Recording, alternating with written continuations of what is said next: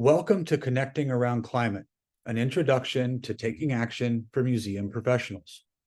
Brought to you by the Western Museums Association and the California Association of Museums. My name is Jason B. Jones. I'm the Executive Director of the Western Museums Association. My pronouns are in the he series. My visual description is that I'm a pale-skinned man with short red hair and a close-cropped red beard. I'm wearing an orange shirt and sitting in a room with yellow walls that have artwork hanging on them. In this era of virtual meetings, when digital spaces may substitute our physical sense of place, it's important to reflect on the land we each occupy and to honor the indigenous people who have called it home. I'm speaking to you from Tulsa, Oklahoma, within the boundaries of the Muskogee Creek Nation. Wherever we are each located, let us acknowledge all indigenous nations as living communities, their elders both past and present, as well as future generations. We, the Western Museums Association and the California Association of Museums, recognize that our organization and those of our members were founded within a colonizing society which perpetuated the exclusion and erasures of many indigenous peoples throughout North America and beyond. We ask you to reflect on the place where you reside and work, and to respect the diversity of cultures and experiences that form the richness of our world and profession. Thank you. And now for a few housekeeping notes before we introduce today's presenters. This webinar is being recorded and will be posted afterwards by our various organizations. Captioning for today's program can be accessed via the toolbar at the bottom of your screen. The chat will be open throughout the webinar, and you are encouraged to interact with your fellow attendees. And you can use the Q&A function to send questions to the panelists. During today's program, we will address as many of your questions as time allows. However, sometimes we are unable to answer all of them, and frequently questions can arise after reflecting on the program. So you are encouraged to reach out. Contact information will be provided at the end of the program. Lastly, follow us on social media to be aware of future programs. Links will be posted in the chat. Now, it is my pleasure to introduce today's presenters. First, Sarah Sutton is the co-founder and CEO of Environment and Culture Partners. She is an international museum leader and award-winning climate advocate. For over 20 years, Sarah has spearheaded global climate action through her cross-sector work empowering cultural institutions to fund, implement, and add their voices to climate action. Sarah holds a LEED AP certification from the U.S. Green Building Council, has served as a Salzburg Fellow in 2017, and earned the American Alliance of Museums Environment and Climate Professional Network's Individual Impact Award. Sarah lives in Tacoma, Washington.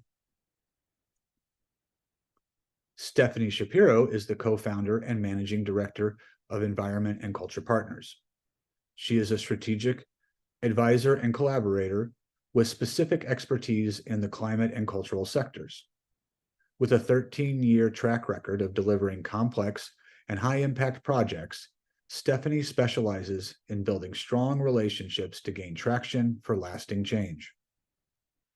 She works at a systems level to strengthen and accelerate environmental leadership of the cultural sector. Stephanie lives in Washington, D.C. Danielle Sakowski is the program manager for Environment and Cultural Partners. She is dedicated to culture and community She's a dedicated culture and community professional, bringing both academic expertise through her Master's of Arts in Museology and 5 years of field experience from 5 museums. She works across the Environment and Culture Partners functions and portfolios to support cultural organizations building their climate practice. Danielle lives in Seattle, Washington. Please give them a hearty welcome, and let's begin. Presenters, take it away. Wonderful. Thank you for the warm introduction. My name is Stephanie Shapiro, and thank you to the California Association of Museums and Western Museums Association for hosting this webinar with us. So we will begin with introductions and a few poll questions, and we'll introduce our team. Then we'll talk about what you need to know first about beginning to pursue climate action in the cultural sector, and then provide some takeaways so you can get started. And then we'll conclude with a discussion and some Q&As. Our team will be trying to answer the Q&As that you provide as well during the presentation, and we'll do our best to answer them all. So I'll begin with introductions. So again, my name is Stephanie, and my pronouns are she, her.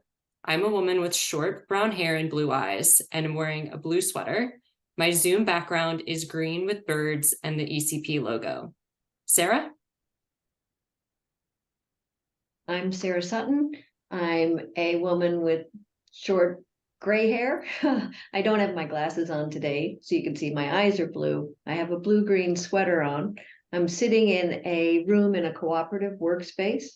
The Zoom background shows Mount Tahoma behind me. The land that I'm on is the land of the Puyallup people. Danielle? Yeah, thanks. Hi, everyone. I'm Danielle Sakowski. My pronouns are she, her. I'm a woman with long brown hair, hazel eyes, and a cream-colored sweater. I have the same background as Sarah. It's a picture of Mount Tahoma or Mount Rainier in the background. Nice to be here. Great, thank you. And so now we'd like to hear about who is here. So in the chat, if you can please tell us if you work or volunteer at a cultural organization and the type of organization, and also maybe where it is located. We'll start with that for a few seconds. And then once answers get going, Tiana, if you could please share the poll questions.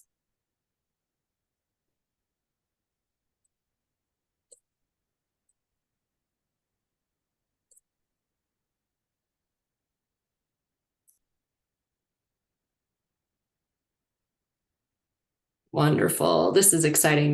We had a quick pause and now they're all coming in. Wonderful. Thank you again, everyone, for joining.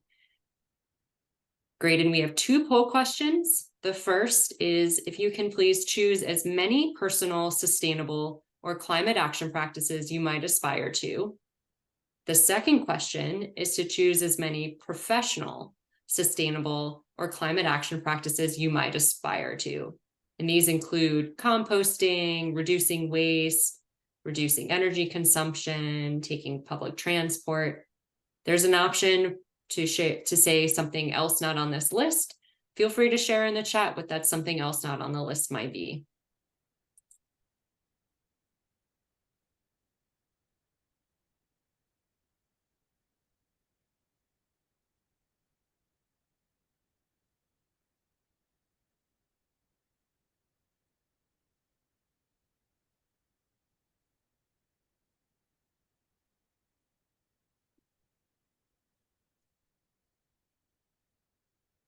All right, and I'm not able to see the results, but we will share them probably at the end. So thank you. We will move on for now. All right, so thank you again for coming today. Our presentation, I'm sorry, here we've got the poll results. This is really exciting. We've got the first one for personal, sustainable choices, reducing waste. We've got everyone is on their way. This is really fantastic. Clean energy, public transport, and composting. You're also doing things not on the list, and you're doing these personally and at work. This is great, and hopefully what you'll learn in this presentation will help you continue. So again, we're excited to be able to provide you some places to start, maybe some information about projects or initiatives that are happening at other organizations and across the sector that you could participate in, so that you can be empowered to take more climate action professionally and personally. First, I'll share a short background about our nonprofit organization, Environment and Culture Partners, which we call ECP. ECP works at the sector level to empower museums, zoos, gardens, aquariums, historic sites, you name it, in knowledge and skills needed to influence change, the partnerships needed to do the work, and the diverse voices to advocate for culture in every climate conversation. Since we were founded in 2021, we've collaborated on 8 major projects and engaged with over 500 cultural institutions and associations. We've built our foundation on 3 key pillars, which are shown at the right: capacity building, engagement, and representation. We're committed to building the cultural sector's capacity to engage communities in climate learning and to make informed climate smart decisions, conduct research, work on sector-wide scalable engagement projects where we embed our sector partners to do the real work of addressing the climate crisis, and we advocate for the cultural sector's voice to be heard in environmental discussions at every level: community, regional, federal, and global. So why do this work? And you're all here probably because you're interested, and we perhaps don't need to convince you, but we know sometimes there are those that do need to be convinced. Well, it's real and it's happening now, and we're all living with it, and we have been living with it.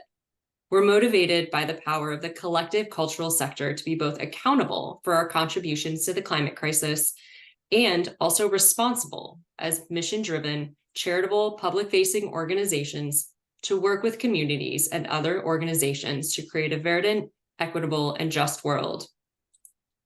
And because we have the data supporting museums pursuing this work. The next 2 slides are bar charts displaying data results from a 2022 study done between the American Alliance of Museums and Wilkening Consulting. The blue bars represent museum goers, and the red bars represent US adults as the broader population. Overall, 92% of museum goers and 88% of US adults think climate change is a topic museums should cover across the listed museum types, which are art, children's, history, and natural history museums, botanical gardens and arboretums, historic sites, science centers or planetariums, and zoos and aquariums. The second bar chart is organized and displayed the same way. Overall, 91% of frequent museum goers and 86% of US adults think museums should be working to reduce their carbon footprint across the same types of museums. I'm now going to pass it over to Sarah to talk about what you need to know first. Thank you, Stephanie. So we'd like to orient you to thinking about how to do this work. It's important that when we're done today, you know that good climate work is taking place, but it's happening unevenly in the sector. There's a lot more to do, and every single one of us has good work to do in this area. But to do this, well, Stephanie and Danielle and I worry at night that climate change will come to you and your organization before you're ready. So although we do lots of work with groups and great big groups of people doing this work together, we also are invested in helping individuals feel like they can create change. And that's the focus of our talk today. So let's look at these guiding principles about how you can take action. Keep in mind that everyone starts somewhere. Doesn't matter where, just get started. That no one can know or do enough, but doing something is critical. That you can let go of the guilt of what you haven't done yet or not able to do, because it just interferes with making progress where you can. And that progress and that action is different for everyone. But if you really need coaching on where to start, the first thing is to reduce your energy use and the carbon emissions. And second is tell others what you're doing, because that's what gives other people the courage to do this work. So we have a few terms I'd like to share with you, just to make sure everyone's using the same language and making the same decisions using the same information. Just 2 slides of these words. The first one, environment, that's the ecosystem you live in, the water, the air, the trees, the animals, the plants. Weather is what's going on outside your window today. Climate is what goes on outside your window decades over time. It's the patterns that are developed. Climate change is the change in the global system that comes from the warming of water, air, and land all together, which disrupts the patterns in the climate. And that disruption comes from primarily greenhouse gas emissions from burning coal, gas, oil, or wood, mostly carbon dioxide and methane. There are a few others, but those are the biggies. Now, this slide of terms talks about those actions that we have the most influence over. Life cycle assessment is a tool, a research tool for understanding what the impacts are from the energy and the materials we use when we take care of our home, take care of collections, when we drive our car. You can look at what all of those impacts are and make comparison between one choice and another. And we use that in order to mitigate our impacts on the climate. That is, reduce how much we ourselves or our institutions drive climate change. Adaptation, equally important as mitigation, is getting ready to deal with climate change. And resilience is dealing with climate changes so well that we actually come out the other side better, stronger, and healthier in our communities. But that only happens if we include climate justice in that work. And that's acknowledging the truth that those with the least power, who have made the least contributions to these global changes, are the ones who are most often the most affected. And all of these things, justice, resilience, adaptation, assessment, all of that is climate action. And when you do those things, you are doing good climate work. So we're going to think about how you create change. It's nothing that happens linear. It's nothing that happens with a checklist. It happens through systems thinking. It's learning how to think in multiple dimensions. And when you do use system thinking, you use all of these activities. You look at the parts and the processes that are inside a system and how they work together. You try to understand the things and the things they do and what capacities they have.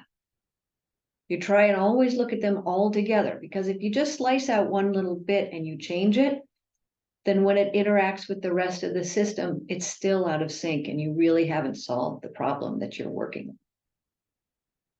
You have to acknowledge something called mental models, and I'll talk about that a little in a moment. The mental model is what we have in our heads about what's going to happen or what it will be like for us. And sometimes those mental models are true and helpful, and sometimes they're not. So understanding them is really important each time you're trying to change your own behavior or others within the system. And when everyone's on the same page, working in the same direction, it's amazing how well the system works. But sometimes it takes a while to get everybody to that same spot. So care and attention to others in this system to help them help you change it is really important. So let's use that thought of systems thinking to look at a pretty simple system, changing LEDs in your museum. So let's say you want to take out incandescent or halogen fluorescent bulbs because you want to save energy. Well, the light bulb is a part in this, just the way the tracks are a part, just the way the cans for the lights are a part of this system, and the room is, and the art on the walls are. Those are all parts of this system. The way they interact together has a lot to do with heat from the bulb and the light that it emits. So understanding that is important. And we know that when they work together and we actually have those LEDs in there, you don't have to spend so much money on energy. You don't have to spend extra energy to cool down the room because there isn't extra heat. You don't have to pay to buy as many bulbs or put them all, the labor to put them in. Those are all parts of the parts and process of the system. The mental model comes in with when you think about who needs to be involved in the discussion if we're going to change the lighting in a gallery. And are they interested in this change happening? And what are their concerns and their information about doing this? And understanding their mental approach to this is really helpful in getting everyone on the same page so you can convince someone to write the check and start installing those LEDs. So that's what systems thinking would look like when you're tackling a problem at your museum. But whatever system you're trying to change, there are 5 things that have to happen. That's in the lower right-hand side of the screen. Create awareness, build knowledge, create attitudes, foster skills, enable participation. No matter what climate activity we take individually or together, we need to go through this process. Danielle, Stephanie, and I do this every time, whether we acknowledge it. We need to understand the situation and the system. know how we can influence it, and start thinking about how we're going to create change. So every time you try and do something, you'll be doing this work as well. And that's where agency comes in. Agency is so important because any action you take or your museum takes depends upon the feelings or perceptions of all three types of agency that you see listed on this screen: individual, collective, and proxy agency. Now, my mom thinks I'm the one at the top of the screen there that looks like a bandit doing everything on her own, but that's not true. Everything that ECP does includes collective action, cooperative work, or doing work on behalf of others. And the agency to choose which level we're working at comes from watching and doing and learning, figuring it out each time. It doesn't come from any spot of special courage in us or moral authority. It comes from aligning our values, our power, and our choices at different levels of agency. And then we use that agency to shift that system we were learning about. We figure out where we're going to influence, disturb, or disrupt that system. Here's an example of influence. It's like when the Kresge Foundation in the early 2000s was offering $20,000 for every cultural capital project they funded so that the project could get LEED certification. They were trying to drive everyone towards green practice through LEED certification. So they were influencing the system. An example of disturbing the system would be something like the Institute for Museum and Library Services starting to require greenhouse gas emissions as part of your application process. We all just did an IMLS grant. What if that SPFF form had greenhouse gas emissions on it? Then everyone would have to make sure they understood how to measure their greenhouse gas emissions. That would definitely disturb the system. Really disrupting the system would be if every single federal grant asked us to do this work. That's still a good version of disruption, though, maybe a little painful, but it does move everyone forward in a whole new direction to create change. So depending upon your situation and your goal, you'll influence, disrupt, or disturb.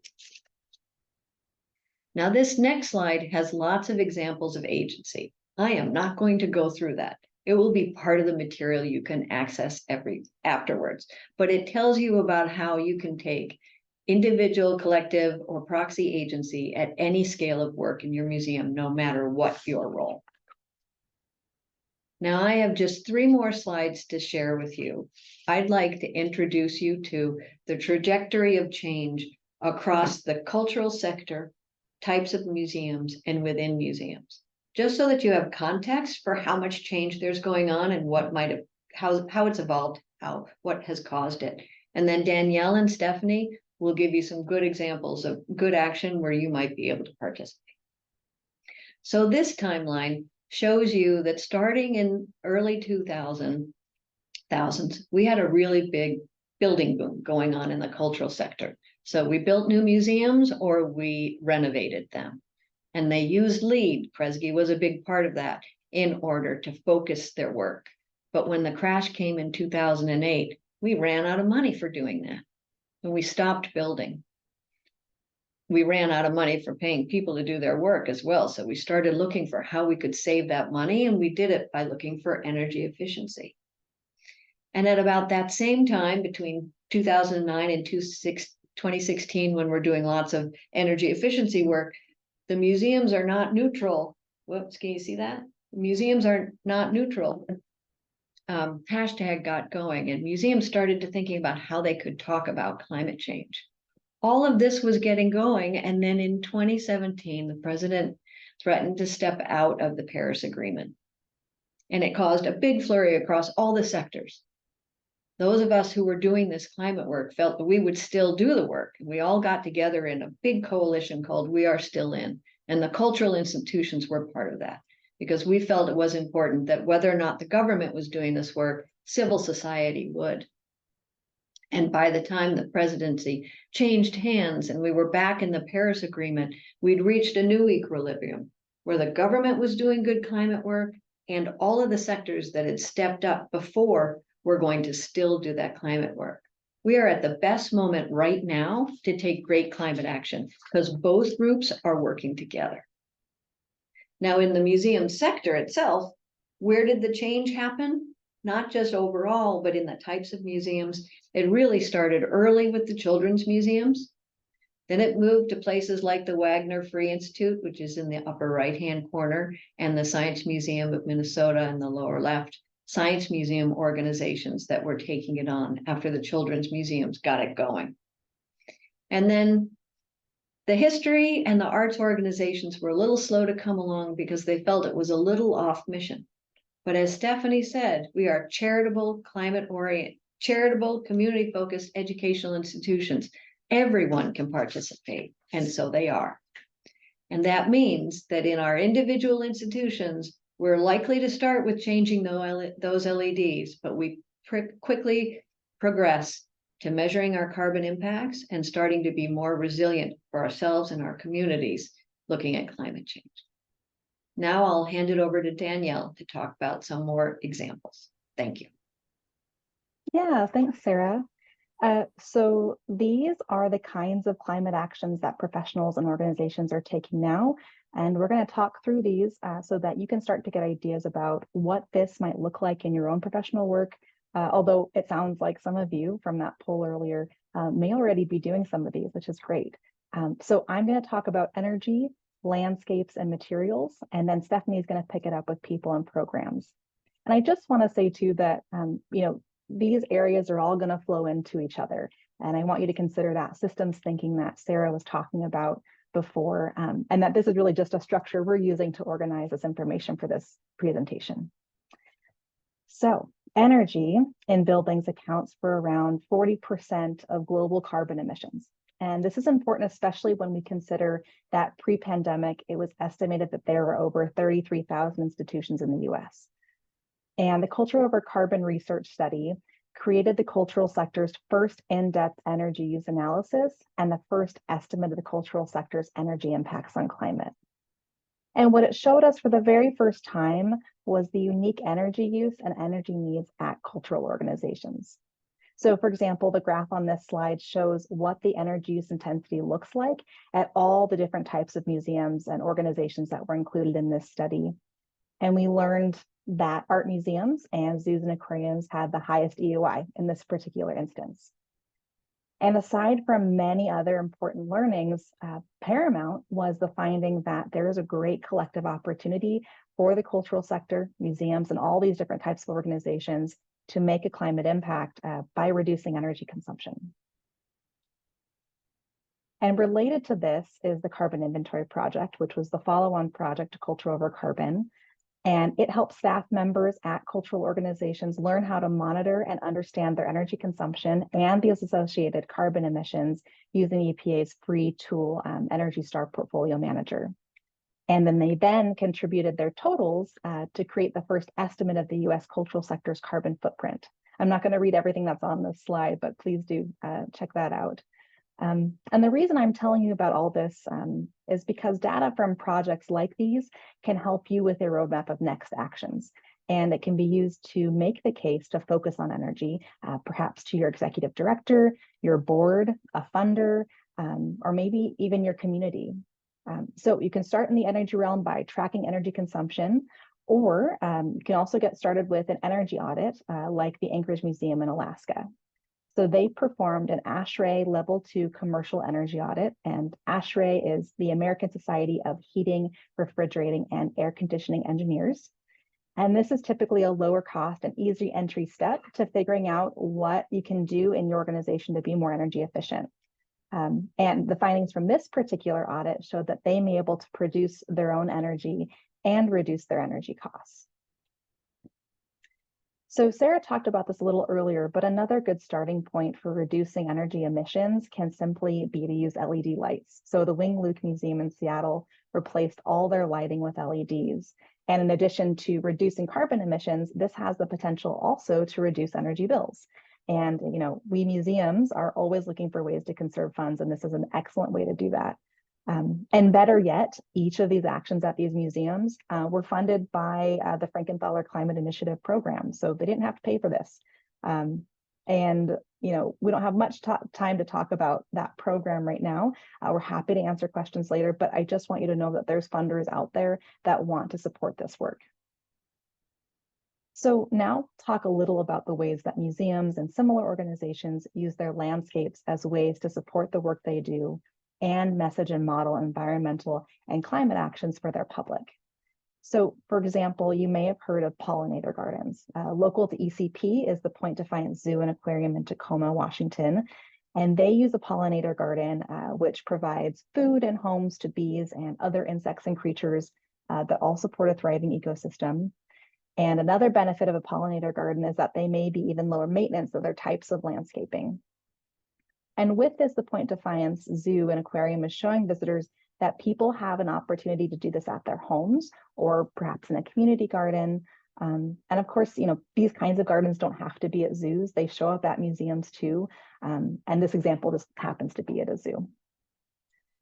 So another consideration when thinking about sustainable landscapes is water. So Sunnyland Center and Gardens is located in a desert environment, and it's important that they're finding opportunities to conserve water.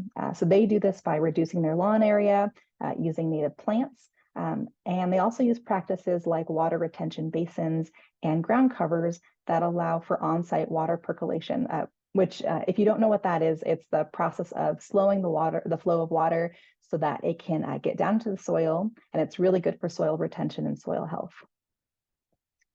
So the Detroit Zoo focused on landscapes as a way to engage their public for the good of their community, but also the local environment. So over 2 years, zoo staff and volunteers planted nearly 2,000 trees at the zoo. And then also through a partnership with the city, they also planted trees throughout the city of Royal Oak where they're located.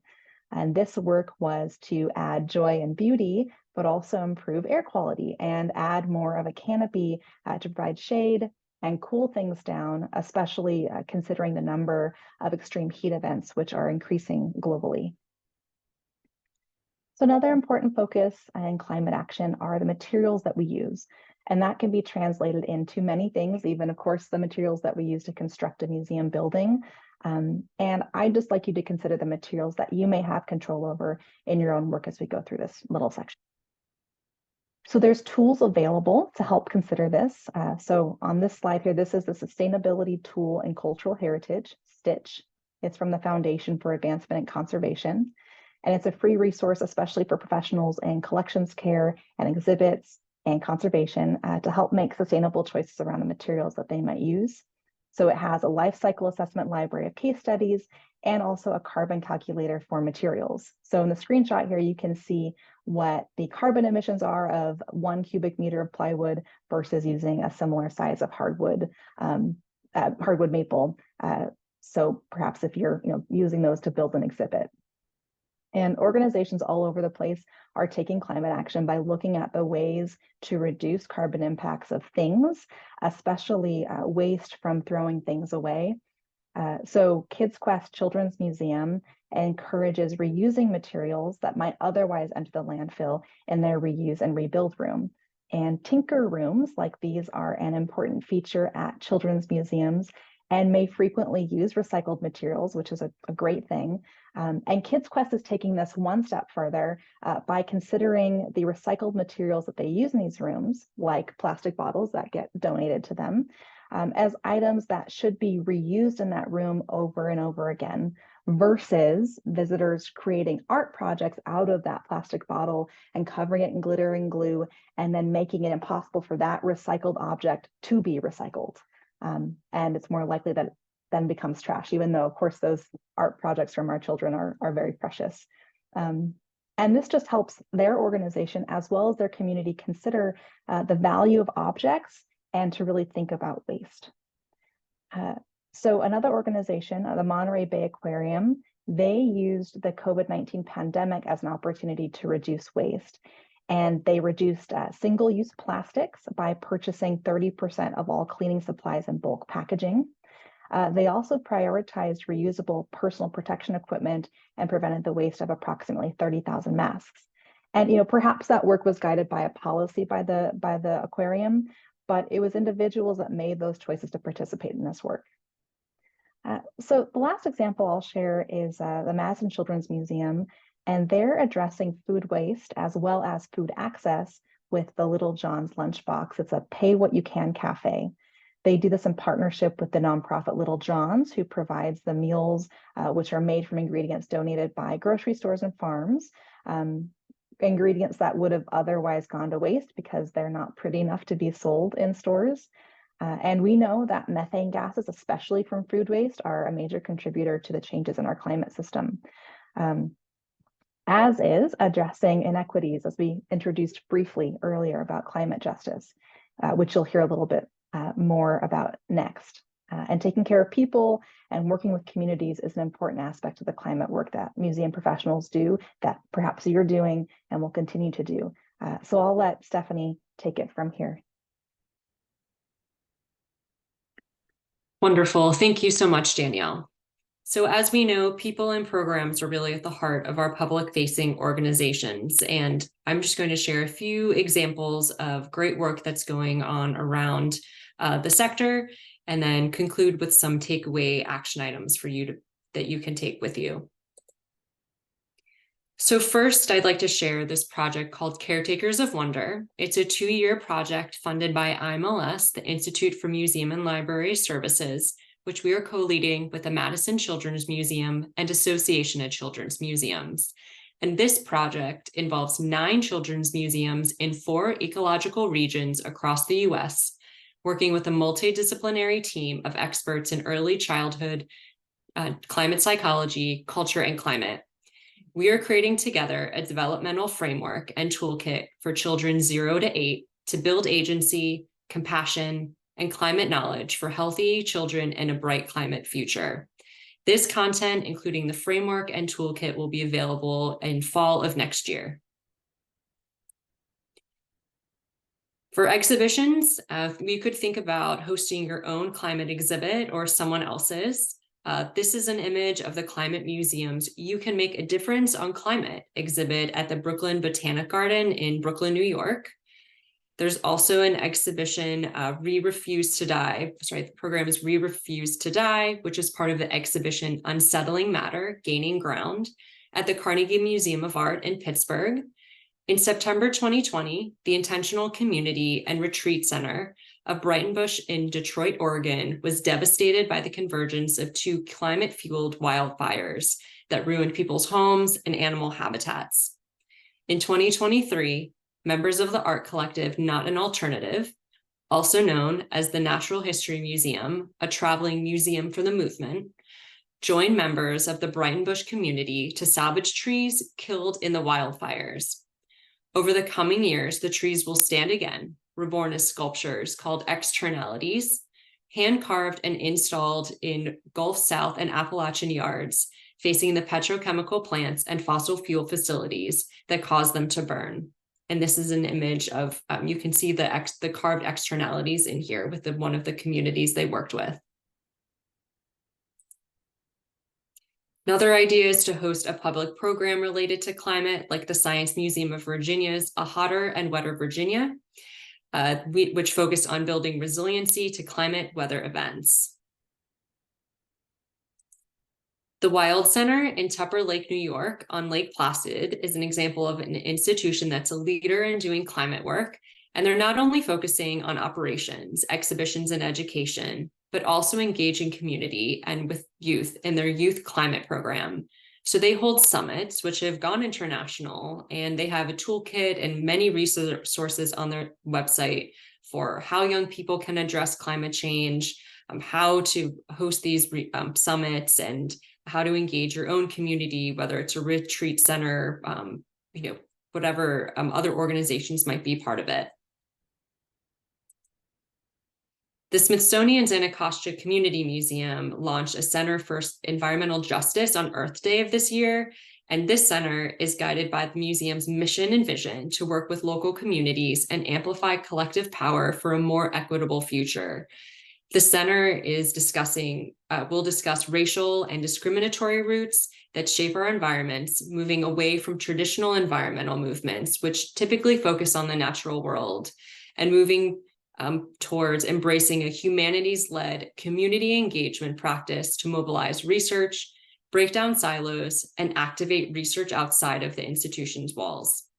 Some of their programs include the Women's Environmental Leadership Initiative, which was founded in 2018, Urban Waterways, and Research and Educational Initiative, and much more. A project that we at ECP are leading and are developing content for is a cooperative agreement between the National Endowment for the Humanities and the Foundation for the Advancement and Conservation. This project began as a response to the gap identified of free, accessible resources for cultural organizations to use to begin their climate resilience development. Resources are being developed to help cultural heritage stewards increase their awareness of climate risks and events by using an interactive web-based map, a snapshot of which is shown at the left, and then develop the knowledge and skills needed to take steps to build a climate resilience strategy. A snapshot of the first 4 of these are shown on the right. And we have 2 learning groups, one in New Mexico and one in Puerto Rico, consisting of 5 cultural organizations that are piloting the resources and developing resilience strategies together. These resources will begin to become available in the next few weeks and will continue to be updated throughout April 2024. Another great resource is the Climate Toolkit, which is out of the Phipps Conservatory and Gardens in Pittsburgh. This website connects museums all around the world with each other to learn about each one's climate work, whether it's energy savings, education, public programming, or all of the above. As Danielle said, many of these items overlap with each other, so take that into account when you're thinking in your systems way. Here, participants are able to contact other participants to learn about their initiatives, learn about other topics if you tune into some of their webinars, and they've even established a listserv for museum facility professionals to connect. So we know that was a lot of information, and we do want to be able to leave you with some next steps and actions. Before we jump into our Q&A, I just want to share a few of the ones that you can take here. Again, as Danielle said, we will be sharing the slides and additional resources that have links in them after with all attendees, and they'll be also I think on a website as well. So we'll send out that information. So a quick rundown across our established categories of energy, landscape, materials, and people and programs.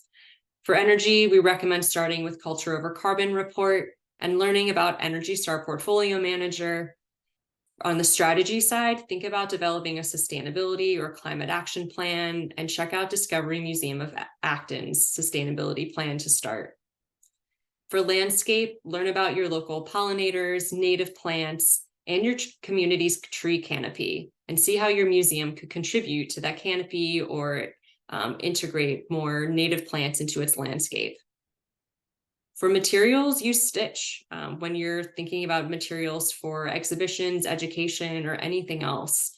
You could also develop a preferred purchasing list for your organization that you could all share and work together and even order in bulk. And for some materials, think about, especially for furniture, think about going to your local Habitat for Humanity Restore, or there's other similar organizations as well. For people and programs, you could start with your visitors or even your staff taking the SASE survey, and then plan a climate conversation after that. Explore the Climate Toolkit and attend environment and climate conferences or similar sessions, which you're already doing by being here today. There are a lot of places to start, so we recommend choosing one. And as Sarah said, don't be guilty that you're not doing everything. Just start somewhere. And if you have a friend or a partner that you know at another organization or even within your own organization, work with them. So please feel free to reach out to our team. We love to hear about the work that you're doing and seeing if we can integrate it into our projects that we're working on. Please also visit our website. It looks like that information was shared in our chat to sign up for our newsletter. And we're happy to move into the Q&A section. Right now, we don't have any questions in the Q&A, but please feel free to send them in or ask questions in the chat as well. Thank you again for having us, and we look forward to connecting with you and having a great discussion over the next 15 minutes.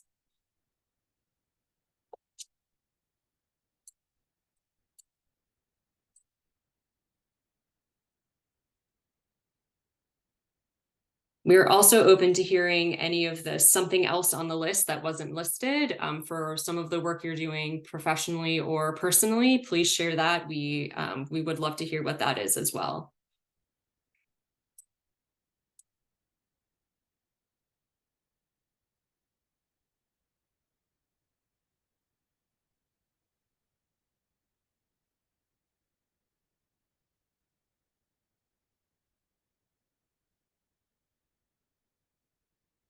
I'm going to stop sharing, give everyone a little bit of a break.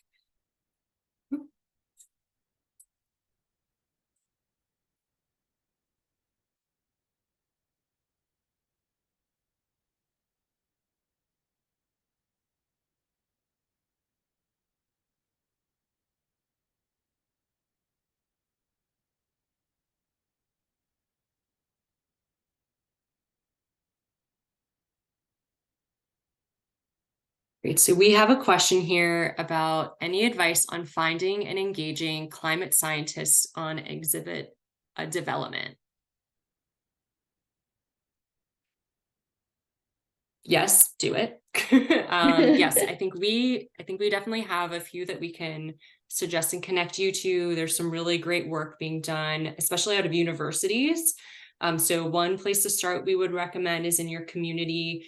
Maybe you're co-located near a university that is doing some great work. So definitely partner with them.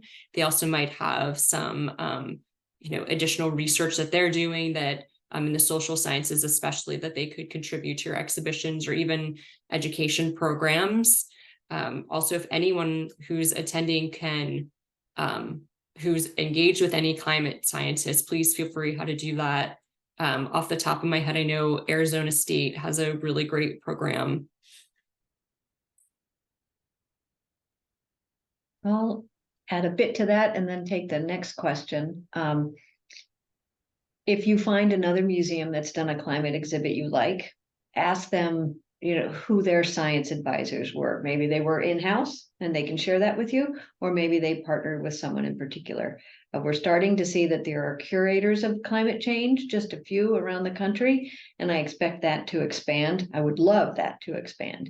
But in the meantime, we have to grow our own by creating relationships with folks who are doing the climate research, who might need our translation skills for communicating with the general public. I think there was a good problem out of PacSci, Pacific Science Center, now that I think of it, where they were pairing scientists with museum educators to help the scientists be better at communicating about climate change. And that's a great service that a museum could provide. There was a question on best techniques for bringing along resistance administrators at any institution. Bringing along anyone who's resistant requires using a lot of the skills we already have as museum professionals, that we know how to identify where a person is in their learning cycle about an issue, meeting them there and moving them on. So rather than expecting them to meet us at our climate knowledge or our similar climate goals, finding out what's important to them, the things that are of value to them, gives you a way to identify your point of leverage. So if it's an administrator who's focused on the financial bottom line, you don't need to make any arguments about greenhouse gas emissions. Focus on the money. That's what matters to them, and come up with a money path that motivates them. They can learn the climate stuff later. I wish they'd learn it now. They can learn it later. I just want them to get moving. So find out what motivates them. If there's someone who's more concerned about being able to source things locally or support local farmers, then start at that conversation with them about how that's hopeful. Maybe you run a cafe and you're trying to figure out how to make it local, but make it affordable. You might start with one local meal a week as a way to build practice and trust in doing this work, rather than saying that it has to be all local or it has to be all affordable. So finding some sort of midway negotiating point, compromise to get started is fine. If we use all or nothing as the only way to take climate action, we're going to have a lot of people who are fighting us, who drag down our work. We prefer to work with the folks who are motivatable or already motivated, and the others will come along later or eventually if they have to. So work where you feel like you have the most power to create change, any level of that agency.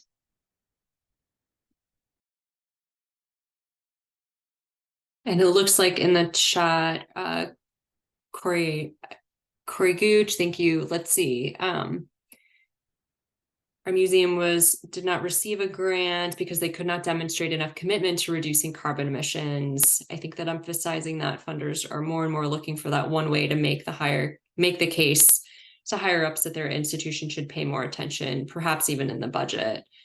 Yes, we're seeing that more and more. And I think being able to be transparent also about the work that you're doing. So that perhaps is not the first step for if you have anyone resistant that you're working with, but making the commitment by, you're right, not sometimes having just a volunteer-led green team could be the piece. But we also know that it's really hard sometimes to be hiring a totally new position that's for sustainability, or especially a sustainability officer for everything. Typically, they're just sitting in the facilities office. And we know that for organizations like ours, we want them to be having more of that umbrella holistic look. More organizations, though, are thinking about it, recruiting for it, and hiring. So that is definitely a place that's going forward. And I would say if you are able to be transparent about having a plan or integrating, you have a pillar of your strategic plan and you're writing down what your goals are, whether they're quantifiable or you're in the discovery stage, funders want to see that, and that makes a difference. And I know I just want to circle back quickly to the one thing that Danielle did mention, the Frankenthaler Climate Initiative for visual arts organizations. The initiative is having its upcoming round of funding for visual arts organizations pursuing energy efficiency and clean energy generation work. So please go to the Frankenthaler climateinitiative.org webpage to learn more, and the application should be posted in February, or should open, in February. And I'm seeing two questions about infrastructure, energy infrastructure, glass kilns and furnaces, and ceramic studios and kilns and kilns. This kind of transition from what has traditionally been a gas-fired equipment to electric is happening now. It's challenging, and it's a big capital investment. So there are a couple of ways to look at it. At some point, that current gas-fired machine reaches end of life and has to be changed anyway. That is a perfect moment to turn it into an electric system instead of gas. The cost is not the full cost of this new electric facility, piece of equipment. It's just perhaps an added cost of the installation compared to replacing it like with like. Replacing things like with like is no longer acceptable. That's what got us into this problem. So both of those institutions thinking about shifting to electric equipment, we so appreciate it. That is good, strong, important work. And you need to use the psychology of you have to replace the equipment anyway. This is the time frame to do it, and we're going to go. I just listened to a webinar, and this goes to the funding question I saw as well. A webinar by Rocky Mountain Institute, World Resources Institute, and America is All In on something called the Afford tool. And that helps you look at the bipartisan infrastructure law and IRA, the Inflation Reduction Act funding for this big transition.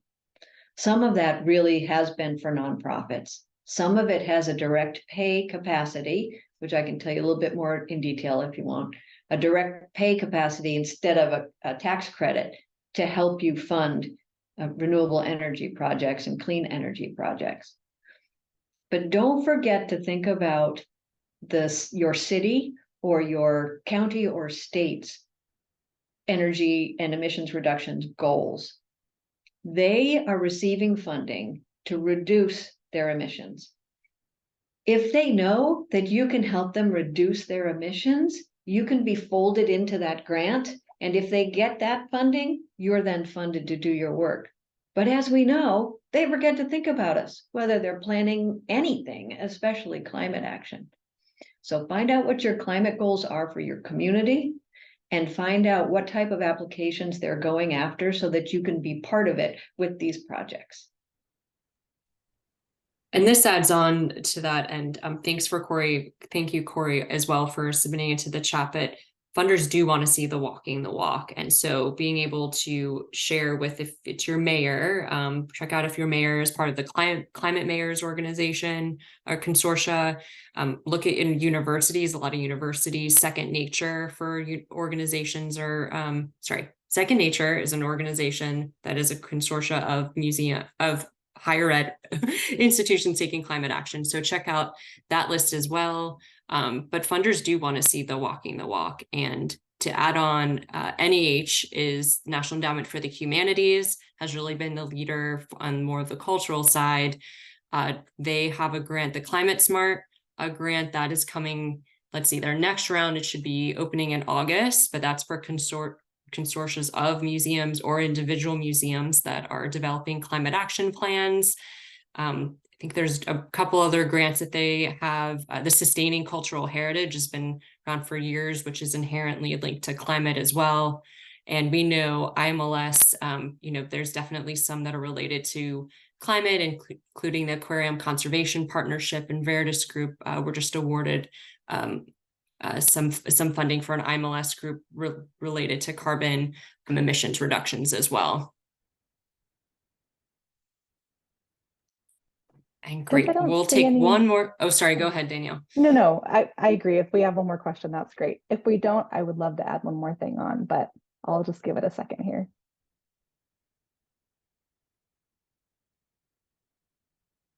In case a question does come in, I'll stop talking, but I did want to just add on to our very first question about, people that might be leadership that might be hesitant about doing this kind of work. I wanted to find something from the Culture Over Carbon report. So if they're motivated by money, one of the things we learned from Culture Over Carbon was that if all the cultural organizations, that was about 133 orgs that participated in the study, decreased energy use by 20%, the energy saved would translate to about 24 million operational energy savings per year. So just something to think about if you're needing some data point to also help convince that change.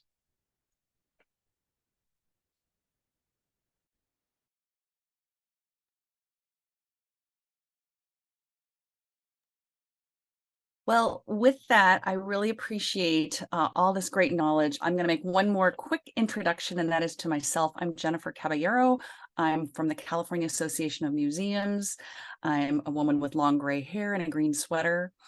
I just want to say thank you to Sarah Sutton, Stephanie Shapiro, and Danielle Sakowski of Environment and Culture Partners, and a special thanks to Jason B. Jones and his team at the Western Museums Association. It was wonderful to have such a stellar turnout today and the chance to learn and share some great practices going on across the continent. We have seen participants here and examples from Canada and Wisconsin and Santa Barbara and the deserts. So this has been really a truly impactful kind of moment and very inspirational. So I appreciate everybody's participation in this session. And we invite you as CAM and WMA to come and join us for our future in-person and online programming.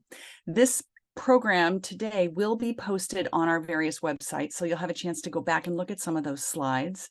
And we look forward to hearing from you about this session and about future convenings. So I'm going to wrap it up. It's just about 1 minute before the hour ends, and I'm going to thank everyone for their participation today on behalf of California Association of Museums, Western Museums Association, and Environment and Culture Partners. Thank you. Thank you, everyone. Mm-hmm. Thank you.